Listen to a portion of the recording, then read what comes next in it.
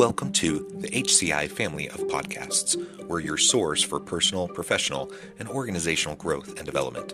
We share our own original research, explore industry trends, and interview executives and thought leaders from across the globe. Join us for practitioner-oriented content around all things leadership, HR, talent management, organizational development, and change management. Maximize your personal and organizational potential with the HCI family of podcasts.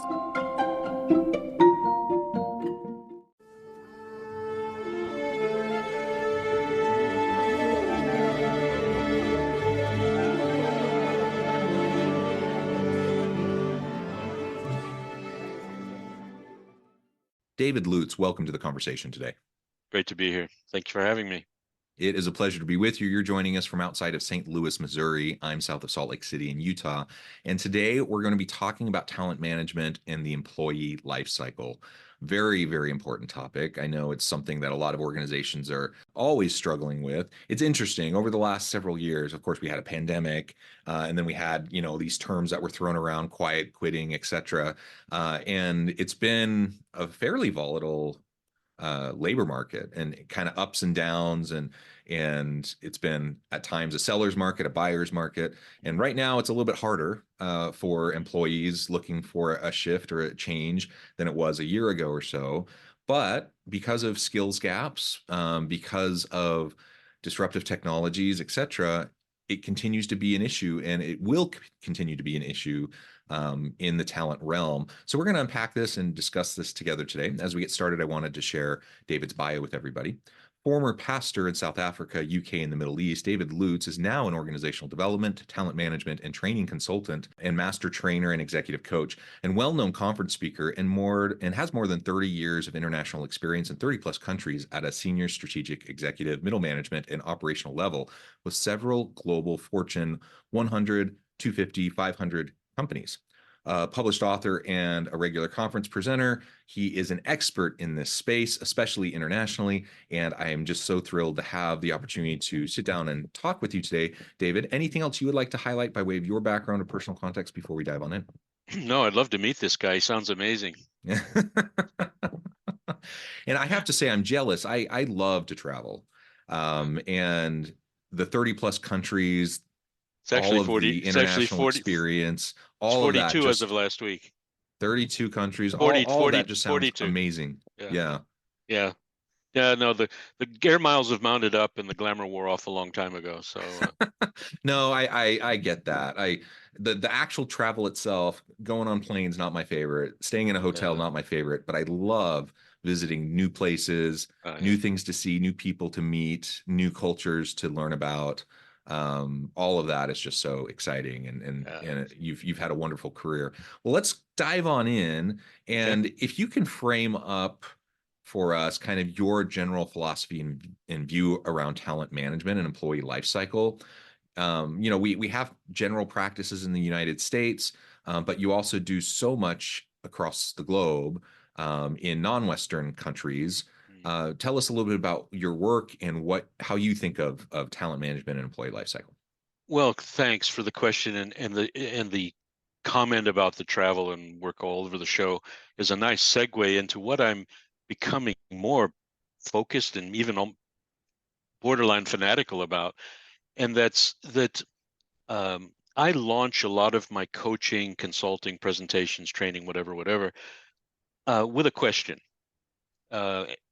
And this, regardless of location, regardless of culture, I frame it in a way that allows the audience or the group to answer it. What do you believe about people? What do you believe about people? Do you believe people are basically good? Do you believe people can be invested in, that they can change, become a bad person to a good person, and vice versa?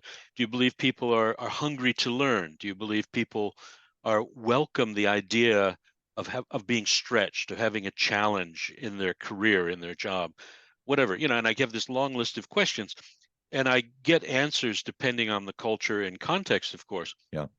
But one of the things that is common, and I connect this then with a lot of the global surveys that have been done regarding why do people stay? Why do people Yeah. give more? Why do people hang in there? Best place to work, employer of choice, investor in people, whatever the standard is that an organization aspires to. This I connect the what do you believe about people, blah blah blah, on the one side with the standards on the other. But then, depending on the answers, I will do a deep dive into culture, Hmm. and I will look at. I'll create a dichotomy between command and control, autocratic, militaristic model, and an empowered culture. And I create a tension there that says it's either or. And of course, they react and say, well, it's not either or. And I get them to say, it depends on the context, etc. Long story short, there are three things that have turned up and that are framing almost everything I do. And I don't want to name drop location because it sounds very exotic, but I was working with senior government officials in the Fiji Islands, Solomon Islands, Vanuatu a couple of weeks ago. And I have never been there.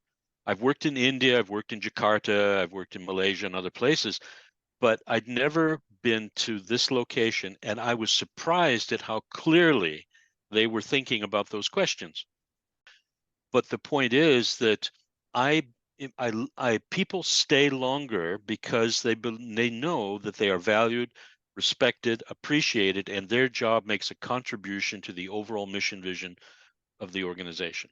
And I was surprised because that's my number three. I've dropped that down to number three. But Mm. no, their number two was my number one, and that's that the organization invests in me. I have a career path. Training and development isn't just attendance at courses. Um, I know I'm not competent just because I attended a training course or got a certificate. I'm competent because the organization allows me to demonstrate what I think I've learned on the job. Number two, in my lists, and they came up with it as well, is a relationship with the line manager. And Hmm. the old adage is people don't leave organizations, they leave bad managers. Yeah. Well, and the third one, in the mix of those top three, was communication. Just the idea that I am heard. There are many different ways for me to share my opinion. They are welcomed. Therefore, I fit. Therefore, I feel valued. And and underpinning all of this, which surprised me completely, the first time it's ever come up in the last 10 years, servant leadership. Mm. I feel like the senior leadership team, they are not just interested in the bottom line. Well, in the government, they don't care about that over there. But it's not just about the investors' happiness. It's not just about reputation or getting reelected. There is a genuine heart commitment to show people that I want to push you up. I want you to succeed. Not just because it's a right and good thing to do, but because it's also smart business. And all of those standards are beginning to say the same thing now, that if you will invest in people in this way and you will push them up and serve them and develop an empathetic listening ear, therefore communication. If you will give good feedback and delegation, therefore I know where I fit and I'm supported, well, everybody wins. And this has been, it's amazing how I've decided servant leadership is going to be my message forever. It works at home. My wife tells me what to do and I do it. It's really simple. Uh, but with my kids, with my community, with my church, wherever, if I can adopt a heart that says, I care about you enough to listen to your pain or to listen to your issues, to hear between the lines enough to be someone that can contribute to your growth, help you learn, grow, improve. Well, that's my heart. And I'm Mm. discovering that so many leaders and managers don't know how to do this, but want to. Anyway, I'm having big debates on LinkedIn at the moment about the whole question of empathy, where that comes in, but that's another topic for another day. Yeah, well, let me just say there's a lot that you shared there that I really that resonates with me that I really like. First, this foundational kind of philosophical starting point and assumption about people and the value of people and how people interact with each other and approach their work.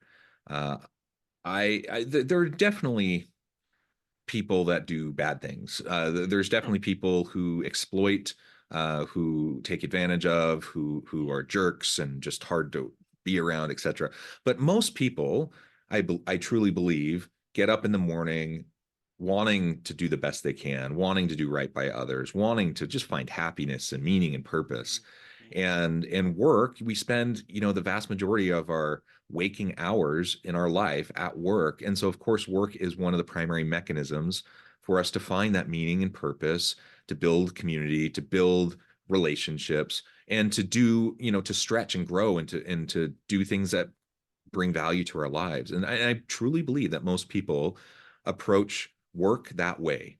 Now, some are better workers than others, and sometimes it depends on context. It depends on the people around them. It depends on how good of a fit they are with the position they happen to be in, et cetera. There's a thousand things that we have to consider.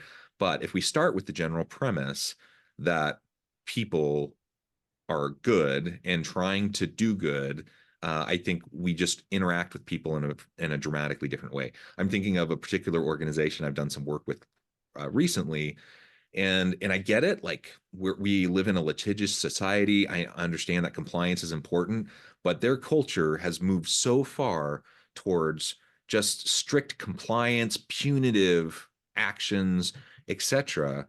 Like it's they won't say this. Like if you press leadership and ask them the question, they will not say, we think our people are terrible, but all of their behaviors and actions communicate that we don't trust you, that we think you're trying to get away with stuff, that we think you're trying to hurt the organization, etc., rather than how can we best support you? How can we help you achieve? How can we help you be successful? How can we help remove barriers to drive your success, etc.? They're two very different ways of approaching how you're going to interact with your people. And that really goes into servant leadership. Yeah, I get that some people don't like the term servant leadership just because sure. they feel like it's a little bit too soft. I don't think it needs to be a soft thing, though. I think Yeah. it's servant leadership is all about what I feel is probably the most important thing a leader can do, and that is investing in your people to develop your bench strength and to help others be ready for the next stage in their career, whether that's with your organization or within another organization. If you look at like coaching, the best coaches are not just those that win. The best coaches are those that have a pedigree in a kind of a genealogy of all of the offshoots Absolutely. of all the great coaches that have come from them, that have worked with them. You look at all the great coaches in any sport, and that's in part how you track it. Like what great coaches worked with them and then went off and did their own great stuff. It's the same thing in organizations, and that's partially at least servant leadership, because I'm focused not on me, I'm focused on the individual, I'm focused on trying to meet them where they're at, to develop them, to support them, and I'm going to do whatever I can to lift them up and to help them become the best they can possibly be. I love that mindset. I find that most people agree generally with that mindset, though people quibble over the terms that are used, etc. But where the rubber really meets the road, there's a huge gap oftentimes between kind of espoused values, aspirational goals, what we think matters and is important versus like what we actually do in the day to day Yeah. and how we interact with our people. And that's where we get to such a huge disconnect oftentimes in organizations around these talent management issues. Well, I'm going to share a personal story very quickly. I transitioned out of ministry where, of course, I had a set of values that I believe about helping people to learn, grow, improve, and have a whole life, wholeness. And when I transitioned out, I found myself in England working part-time on a voluntary basis with unemployed people through the different churches, wanting to help them rediscover purpose, meaning, direction, etc. Then I found myself in a real job helping with major downsizing of big industries. And these people were being laid off, made redundant, as they say there. Now we have to reskill them, re-equip them, redirect them to find new work. As a result of that, I was heard about a project that was funded by the European Social Fund that was exactly what I wanted to do. I mean, I said, this is my heart. And the project budget was great. And I interviewed it through the stages, and I got to the boss. Finally, the final decision was going to be made this day. I walked into his office, and he barely shook my hand, barely looked in my eye, and he kind of said, sit. And I sat there, and he'd read my resume, while we sat there. And then he kind of threw it on the desk. And he said, I don't think you can do this job. I said, okay, really? Why? And he said, well, I see you're a moral, ethical, spiritual guy, that you know, care about this and that. And the other thing, in terms of, you know, respect and all the good stuff that comes with, hopefully a pastor has. And he said, I don't care. You need to understand something. I don't care who I hurt. I don't care who I walk over. I don't care who, if I lie, I cheat, I, if somebody gets in my way, I roll over them. I win. That's what I do. And it reminded me of Keanu Reeves, you know, in the Devil's Advocate, when he says to whatever, what's the other actor, I win. That's what I do. And he, in the process of telling me how much he wins and how much he doesn't care and how much he will lie and cheat and steal to get there, I'm saying, not only have I'm just surprised that someone has these kind of values, and would be not ashamed to talk about them, but he broke about 10 UK labor laws while he was interviewing me. And I said to him, so I'm at point of decision. And I said, look, Mr. So-and-so, I really don't know I can do this job. I believe I can do it well. I can believe I can make the department look good, the organization look good, and make you look good while I do it. But I'll tell you my biggest problem. I don't know. I'm worried what people will think of me if they know I work for you. You know, is that a wise interviewing? You know, and he looked at me shocked, and he smiled, stood up, shook my hand, and said, "You got the job." And 6 months later, he was escorted from the building in handcuffs for embezzling, stealing money from my project. You know, so long story short, the thing that we, and I said it briefly, is that in the process of that kind of conversation, I'm discovering a philosophy of management that was put forward by a famous guru called Dr. Deming. He's the father of total quality management. And he talks about breaking down barriers, driving out fear, restoring joy, pride of workmanship, instilling leadership, on the job training, continuous learning. And I'm going, yes, yes, yes, I can do that. That's what I want to do. And not only because it resonated with me personally, spiritually, ethically, morally, whatever, but I began to learn this is smart business.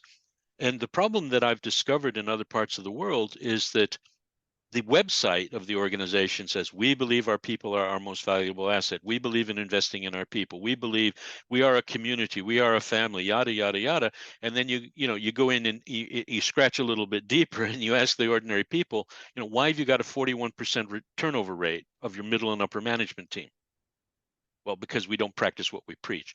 And so what I'm discovering is that two things. One is that not everybody cares. Not to contradict what you mentioned earlier, but some people, not everybody wants more. So if you look at the 9-box grid for when you're looking at succession planning or identifying high potentials, there's the middle box of about 55% of your population are just solid contributors that don't aspire to leadership. They don't want to run the show. They just want to do a good job, feel good about it when they go home at the end of the day. Then you've got your higher, lower percentage, in the different corners of the box of the grid. And I'm beginning to discover that the people that contribute for the ongoing day-to-day solid productivity are the people that actually care about their job, but also care about the people they work with. And if you ask them, what are the top 10 reasons why you stay? I like the people I work with. I like the job I do. I like the way I'm asked to do it. I like the support my manager gives me. The other thing that I'm discovering is that people can't walk the talk. There is a heart issue here.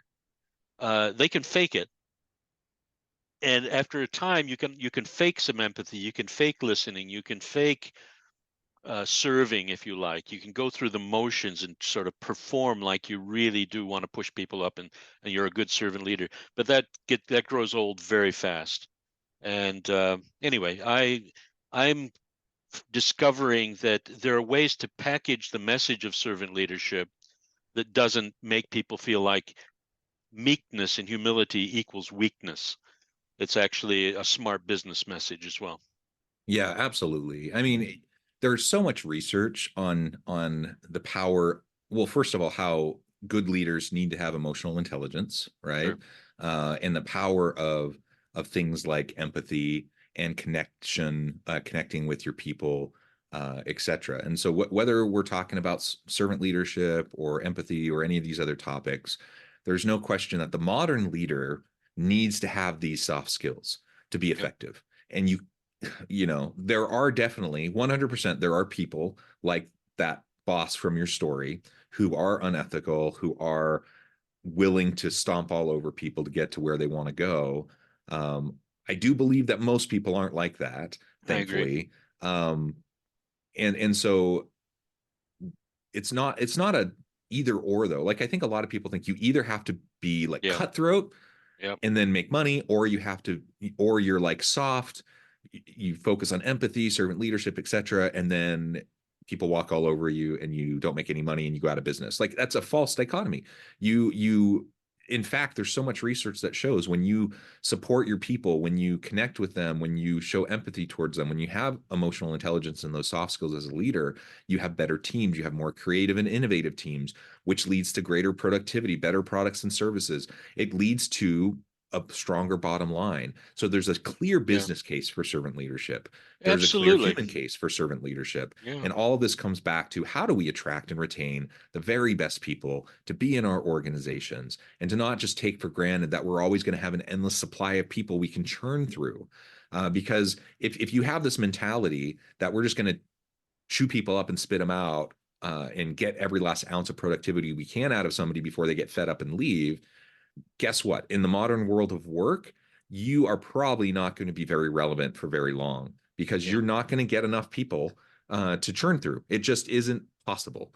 And so in this modern world where we're talking about labor shortages across so many industries and so many skill areas, we need to do better. Leaders need to do better. And there's a point. I love that point. The is not everybody can have this sort of soft and warm and fuzzy heart that we sort of equate with being emotionally intelligent and being a servant leader. But I'm going to claim a claim to fame that I have in the Middle East, at least, is Dave Lutes says, "Don't boil the ocean, boil a teacup." Hmm. And I keep telling leaders all over the show, you can't change if the culture's toxic, if there is a negative cycle of some form, or that people believe that performance is the only way they're going to be accepted and cared about, and image and status and privilege is associated with who you know, not what you do, etc. The point that I'm saying to people, you may not have this empathetic heart, but there are things that you can do. A couple of teacups that you can boil. Make some time to talk Yeah. and practice hearing between the lines. Practice listening to understand, not to reply. That old adage. You can make by understanding the skills of delegation, phase delegation. It's that takes time. It takes listening. It takes feedback skills. These aren't hardcore, you know, rocket science skills. These are things that you can do that will actually make your life easier and better as a leader and as a manager. And by the way, your people will love you. Now, you Yeah. may not come across as, sort of the Mr. Nice person all the time. But if you're consistent about boiling those few teacups, trust will grow. And there will come a time when you have to be the hard guy, the dictator, or there's a time when you have to be a coach or something else. Well, they're going to trust you. It depends Yeah. on what is needed. But if you build that trust and you do it consistently, boil a few teacups, you'll win. It doesn't, you don't have to be this definition of the empathetic, caring guy, who's so emotionally intelligent that he's like a saint. We can blow that one away. There's some practical things you can do that demonstrate good servant leadership without calling it that. Yeah, yeah, absolutely. Well, David, this has just been a great conversation. I note the time I need to let you go, but before we wrap things up for today, I wanted to give you a chance to share with the audience how they can connect with you, find out more about your work, and then give us the final word on the topic for today. Okay, well, two things. LinkedIn's the best place at the moment. I've got a new website that'll be set up later this week. We're calling it Under New Management. It has got a Christian perspective to it, but it still focuses on how to help people find purpose, meaning, and direction for their career and for their life. That's the mission. So that's there. Um, And watch this space. There will be a book coming out later this year called Passion and Excellence, which is basically a guide for leaders and people aspiring to leadership and management who want to get grounded in the principles of, I don't know, of building your life in the right way. And then the last thing I'll say, go to Brains magazine, BRAINZ. I'm an executive contributor there. I've done my 9th article out of 12 on this very subject. And it's not from a Christian perspective, but there's a big podcast there and a big interview, but all those articles are built to just be really, really helpful to help people build. So if there's a final message that I would share is, don't boil the ocean. Start small. You can't change the world overnight. Change your part of the world, wherever you have your sphere of influence, where you have some authority, some power, some respect. Start there and be consistent. And the message that came out of our thing last week in Fiji was consistency and humility. Just be consistently humble. It'll take you miles down the road. And that people, and you don't need a following, but you'll have a lot of people that'll love you for sure. Yeah, absolutely. David, thank you so much. This has been a real pleasure. I encourage the audience to reach out, get connected, find out more about what David can do for you. And as always, I hope everyone can stay healthy and safe, that you can find meaning and purpose at work each and every day. And I hope you all have a great week.